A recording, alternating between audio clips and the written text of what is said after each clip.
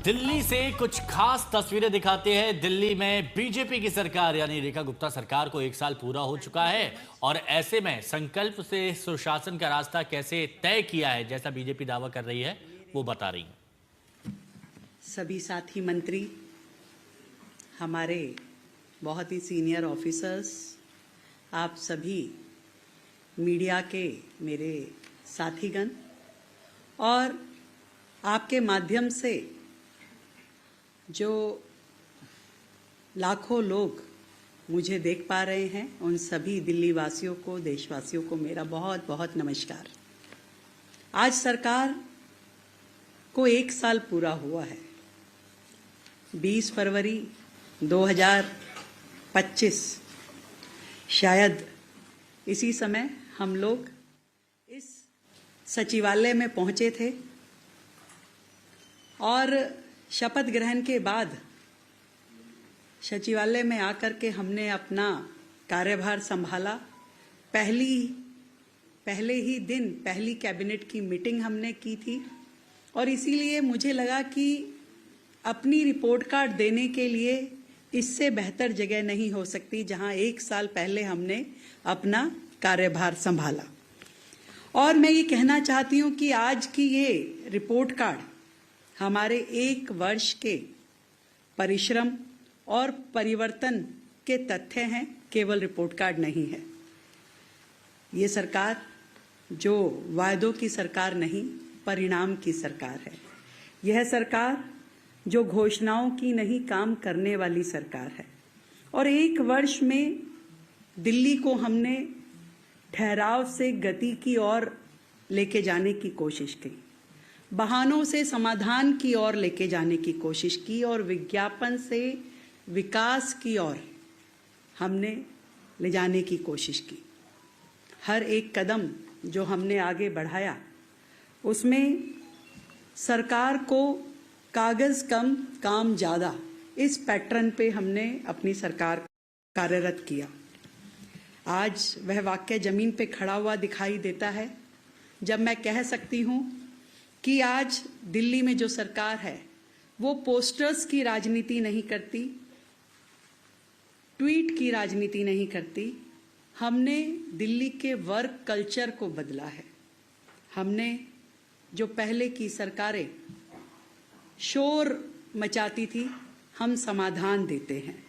जो पहले टाल मटोल करते थे, हम टाइमलाइन देकर के काम करते हैं। जो पहले केवल आरोप प्रत्यारोप लगाते थे, हम अपना उत्तरदायित्व निभाते हैं। और मार्गदर्शन है भारतीय जनता पार्टी की राष्ट्रवादी विचारधारा का और हमारे प्रधानमंत्री आदरणीय श्री नरेंद्र मोदी जी के मूल मंत्र सबका साथ, सबका विकास और सबका प्रयास। इस मंत्र के साथ हम मैं की नहीं, हम की राजनीति कर रहे हैं।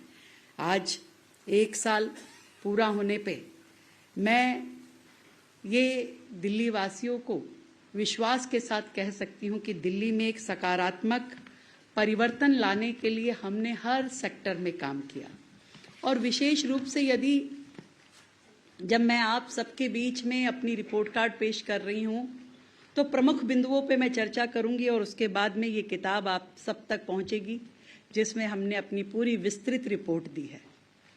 यदि सर्वप्रथम कहना चाहूंगी, क्योंकि भारतीय जनता पार्टी आदरणीय दीनदयाल उपाध्याय जी के अंत्योदय के विजन के साथ काम करती है। हमारी सरकार ने गरीब कल्याण के लिए अनेकों योजनाओं पे काम शुरू किया। ये 365 के 365 दिन हमने कोशिश की कि रोजाना दिल्ली 1 कदम आगे बढ़े, वेलफेयर की दृष्टि से, गरीब कल्याण की दृष्टि से।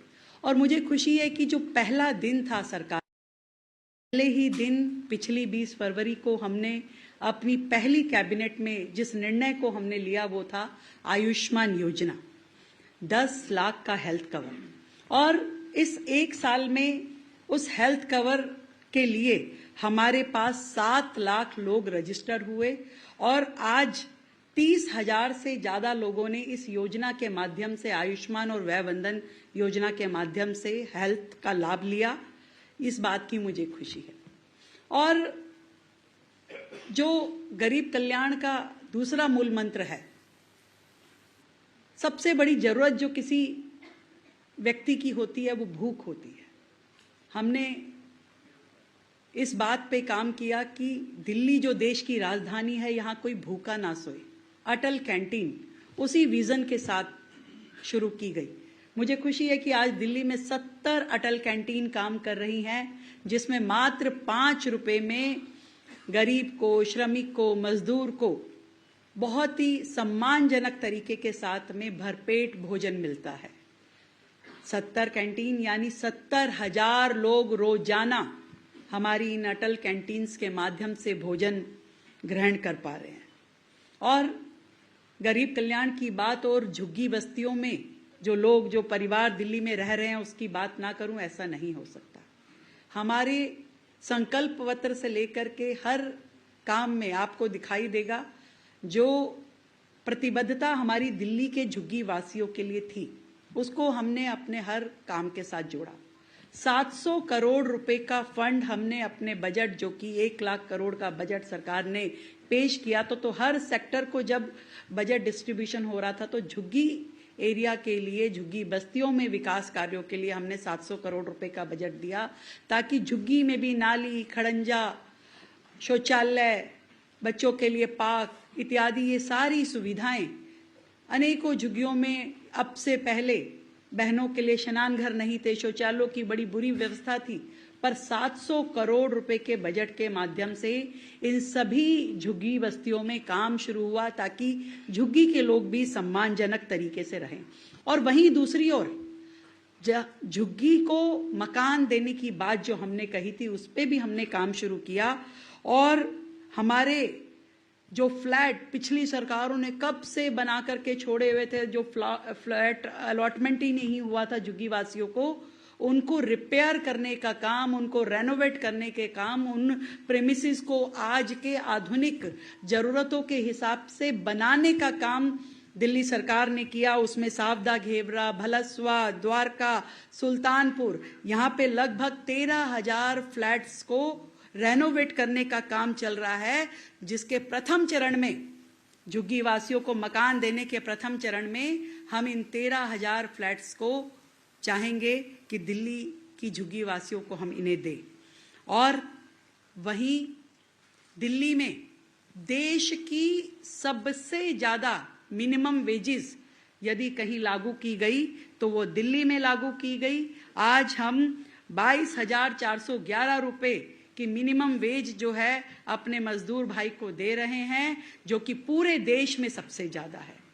वहीं वो मजदूर और रोजगार वाली बहनें जो अपने परिवार में छोटे बच्चों के साथ रहती हैं और काम पे जाना चाहती है, नौकरी करती है, फैक्ट्री में जाती है, पर उसके बच्चे कहाँ रहें, कहाँ छोड़ के जाए, उस चिंता को जब वो सताती थी, तो उसके लिए दिल्ली सरकार ने 500 पालना केंद्र, क्रच सेंटर्स खोले, जहां वो तो दिल्ली की मुख्यमंत्री रेखा गुप्ता को आप सुन रहे थे और अपने 1 साल का पूरा लेखा जोखा आप सबके सामने रख रहे थे। और